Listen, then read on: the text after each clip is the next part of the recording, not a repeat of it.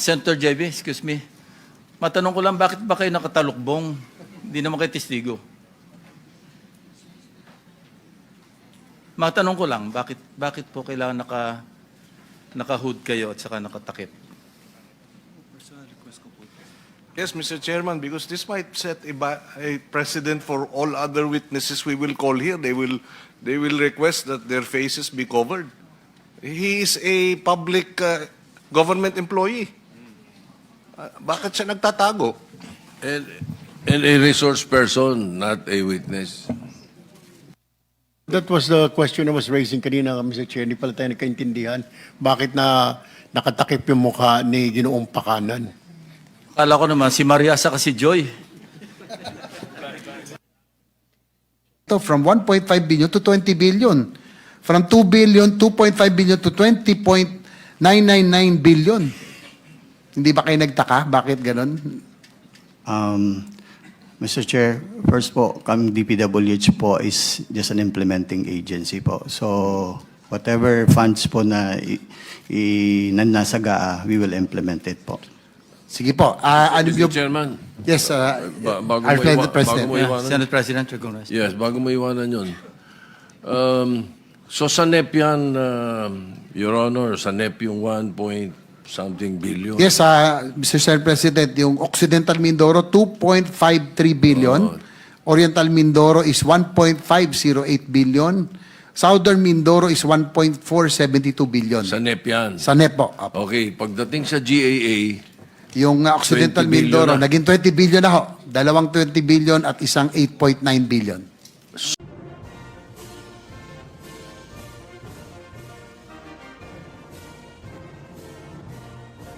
Si Engineer RD Gerald Pakanan.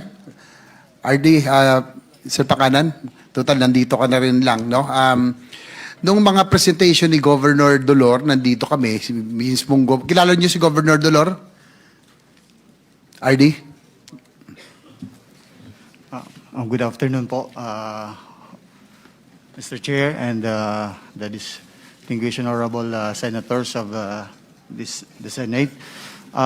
Yes po, I confirm, I know Governor Dolor. Nakakausap niyo po siya dahil kayo po ang regional director ng naging provincial director ba kayo or RD na kayo ng Region 4B? I am the regional director po, Your Honor. So Mr. Chair, nakakausap niyo po siya? I confirm that nakakausap ko siya as a regional director of the Region 4B Kasi on po my official capacity po. Kasi nung hearing po dito, nag-present po siya, pinakita niya yung mga ghost projects at substandard projects, no? Particularly dyan sa Oriental Mindoro, sa Nauhan, na nabanggit ko kanina, ito ay talagang swampy, talagang siguro mas familiar ka doon na itong area to, talagang matubig, no? Do you confirm na itong area to talagang mababa at matubig? Your Honor, can I confirm with my lawyer before I answer? Yes, Your Honor, I confirm that that particular river is really swampy and the flood is... Kumbaga kahit na anong lagay ng ilang semento ay buhos natin dyan, talagang hindi natin matatanggal ang baha dyan. Mismo alam ko, naalala ko noon, then Secretary of DOJ, si Ombudsman na, nagsabi na swampy town daw yung no, sa investigasyon nila, yung Nauhan. Tama ho ba? Senator JB, excuse me. Matanong ko lang, bakit ba kayo nakatalukbong? Hindi naman kayo testigo. Matanong ko lang, bakit po kailangan naka-hood kayo at saka nakatakip? Yes, Mr. Chairman, because this might set a precedent for all other witnesses we will call here. They will request that their faces be covered. He is a public government employee. Bakit siya nagtatago? and a resource person, not a witness. That was the question I was raising kanina, Mr. Chair. Hindi pala tayo nagkaintindihan. Bakit na nakatakip yung mukha ni Ginoong Pakanan? Akala ko naman, si Maria sa si Joy.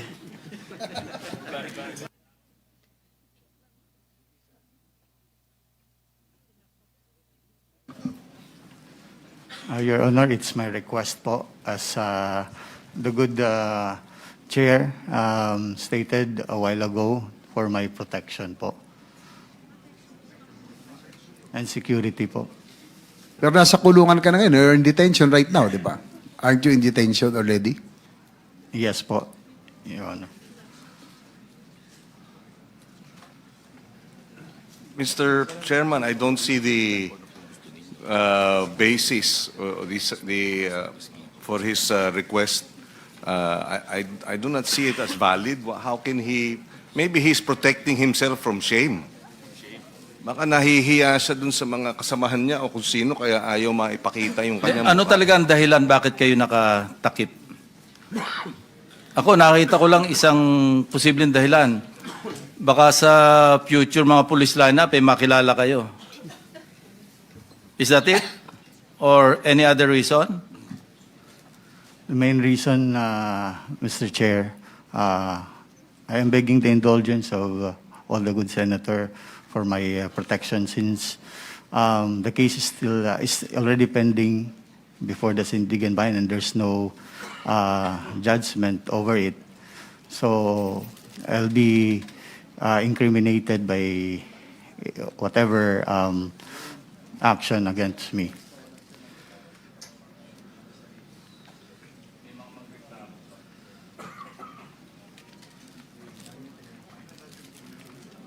So, natatakot ka na baka ito, public hearing, meron makakilala sa'yo at magreklamo pa laban sa'yo dahil nakilala ka.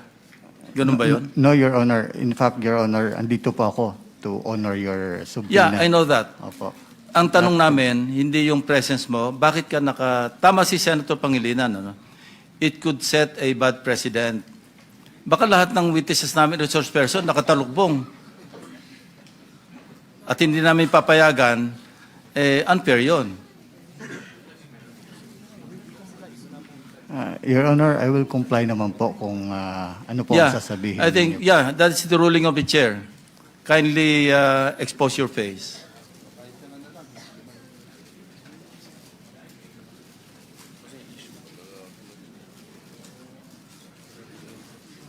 Please continue, Senator JB. Thank you, Mr. Chair. Gaya na kanina sabi ko, RD, no? RD Pakanan. Nagpunta rito si Governor Bons Dulor, may presentation siya. Pinakita niya yung mga substandard at ghost projects doon sa region, or sa kanyang probinsya. At nagkausap daw kayo dahil yung kanyang ito nireklamo. Ang sabi mo raw kay Governor Dulor ay merong kasing porsyento na napupunta sa taas kaya nagiging ghost project o naging substandard ang ilang proyekto sa iyong nasasakupan. Tama ko ba yan? Honor, again, I could confirm my lawyer before answering it.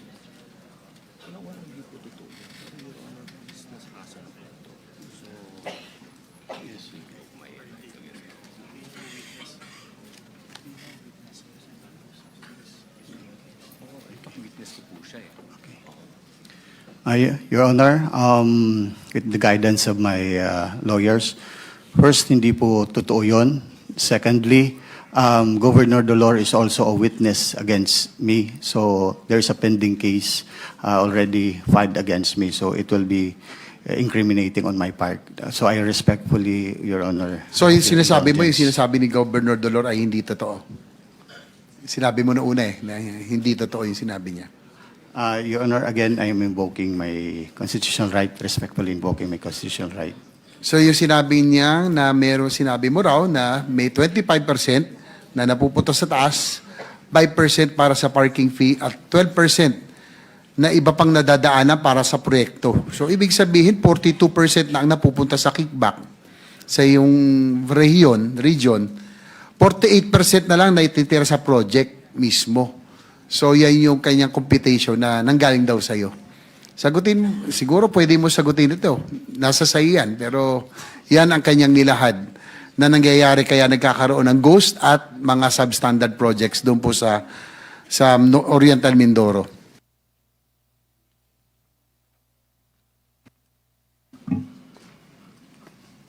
Mr. Chair, again, there's already a pending case before the Sandigan-Bayan. I am respectfully invoking my right against self-incrimination. Okay. But anyway, you can continue to refuse, no? Kasi, pero sabi mo nga sub judice na yan, pero gusto ko lang tanungin, dahil ito yung nanggaling po kay Governor Dolor at sinasabing ito po yung alam nyo, no? Lahat ba ng proyekto sa inyong rehiyon ay ganyan ang hatian? 25% sa proponent, 5% parking fee at 12% para sa iba pang opisyal ng DP. Again, Your Honor, I respectfully invoke my right. Well, sa akin lang, Mr. Chair, this is a legislative inquiry. No? I just don't know kung talagang sub judice po ito. Pero we want to find out the modus. In the same manner that nung una pong sumalang ang district, First District of Engineering District ng Bulacan, inalam natin yung modus at yung proseso para malaman natin na hindi na ito maulit. Pero sige po, hanggat ngayon, parang nabaliwalay yung pagpunta rito dahil ayaw nyo sumagot. Pero just the same, para lang alam ng publiko na ito ay nanggaling sa gobernador mismo ng Oriental Mindoro at sinabi na ito po ang modus na nangyari. Kaya nagkaroon ng maraming substandard projects doon po sa kanyang lugar.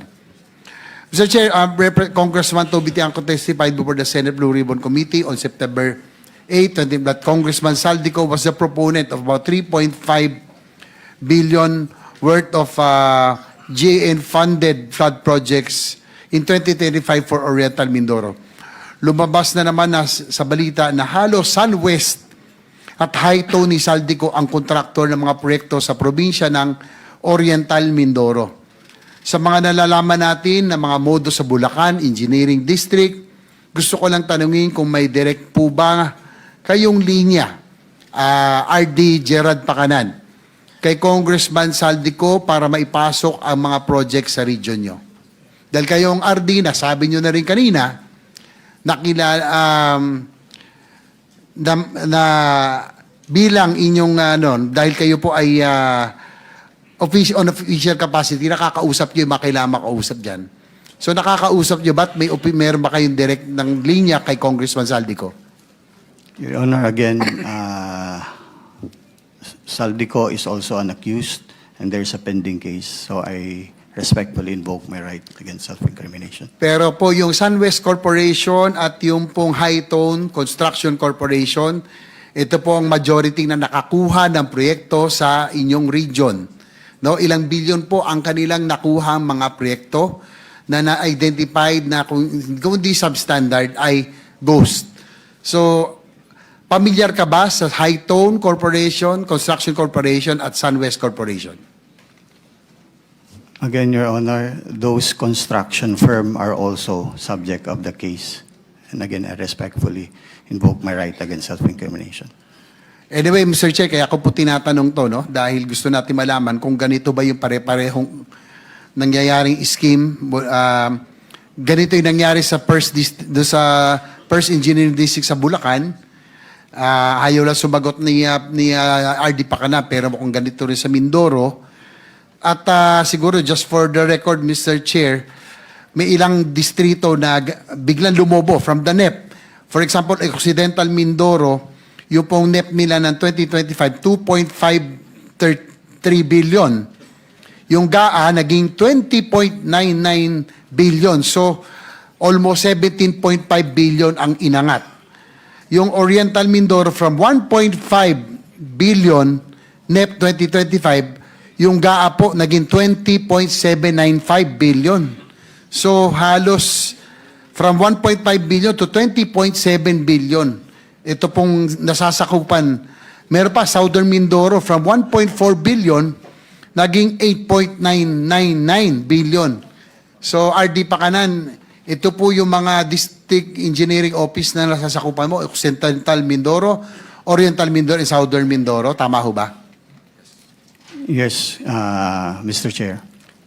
Do you confirm na ganito kalaki ang nilobon from National Expenditure Program na tagto 2.5 billion, 1.5 billion, naging more than 20 billion yung bawat distrito?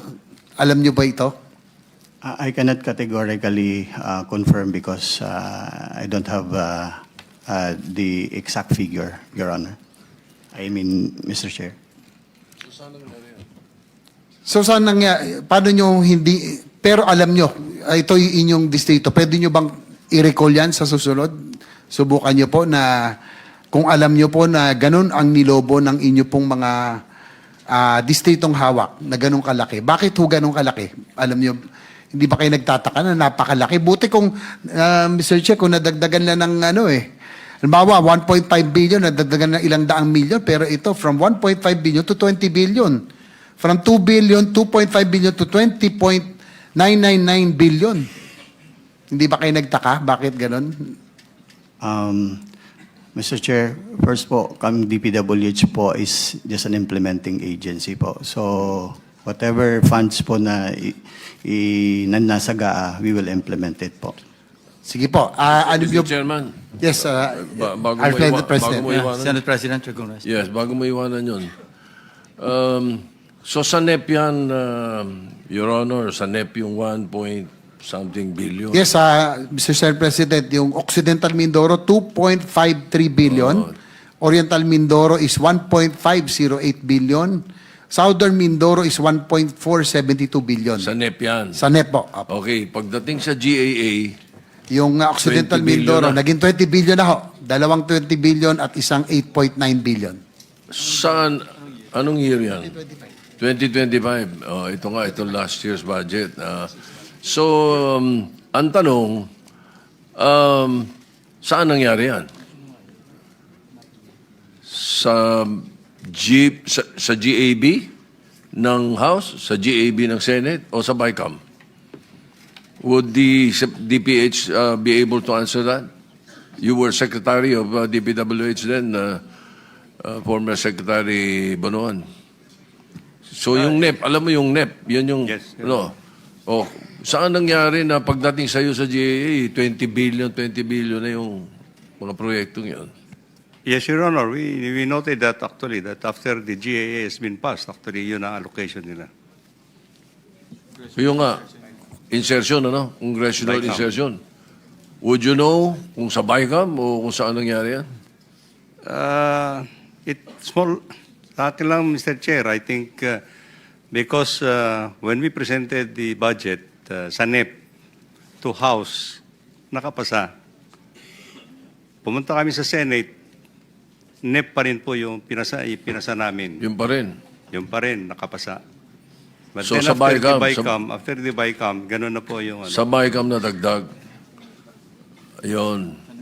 Ayun ang what we were trying to prevent from happening in 2026 and in the future. Thank you, Mr. Chairman.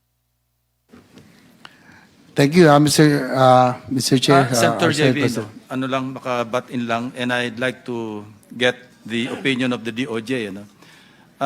RD Pacanya, if you think your testimony will be indispensable to convict the more guilty personalities, have you considered applying to be a witness? And I'd like to get the opinion of the DOJ kung too late na ba si Gerard Pacanya to apply kasi nasa korte na yung kanyang kaso.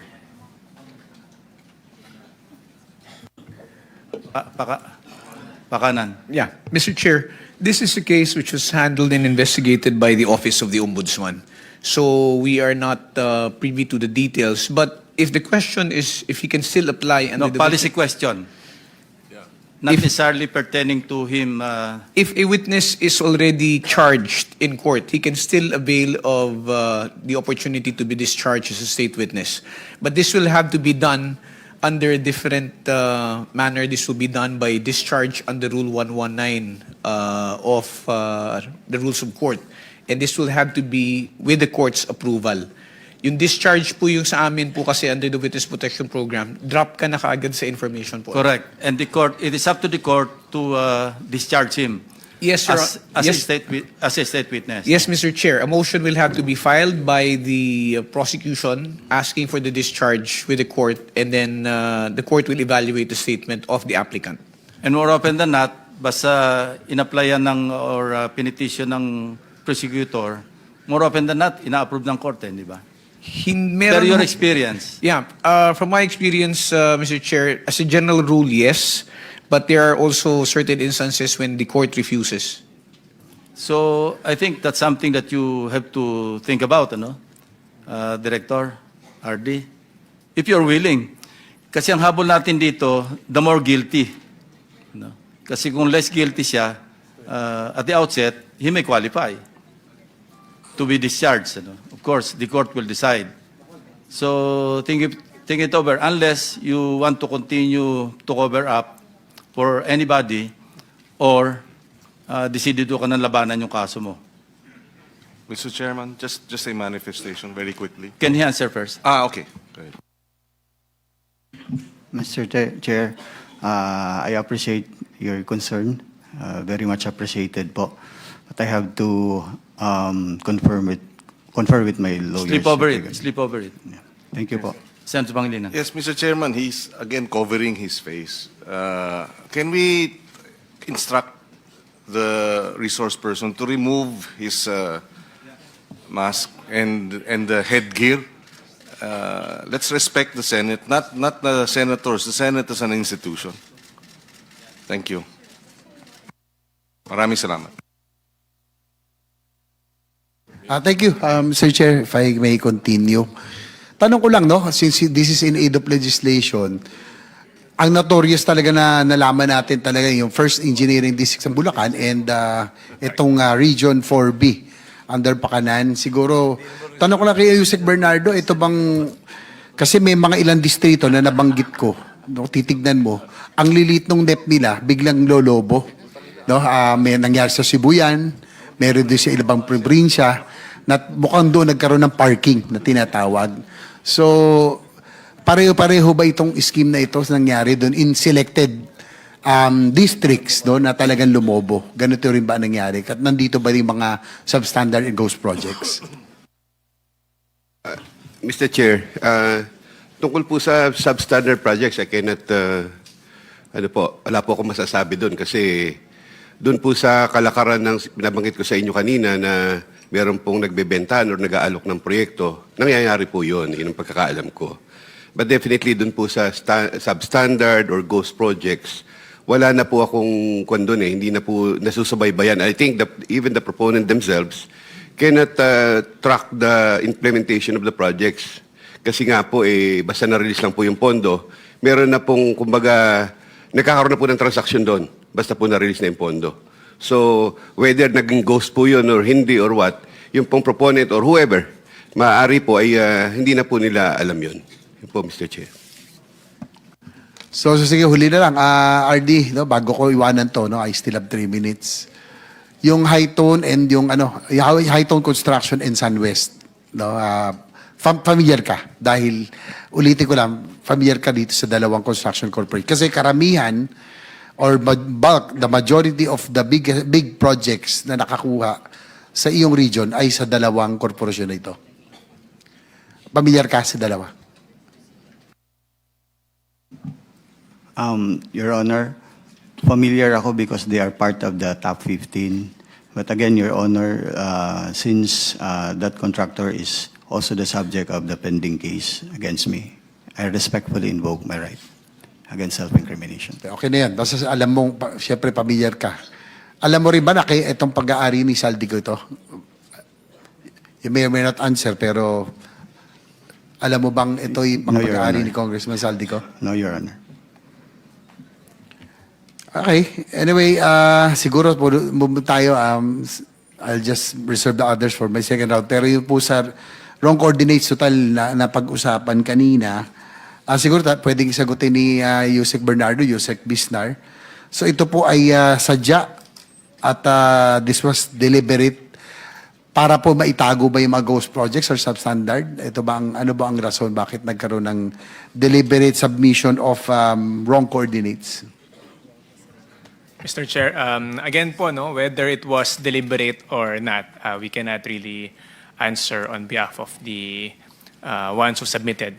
Ito po ay mga naabutan lang po namin.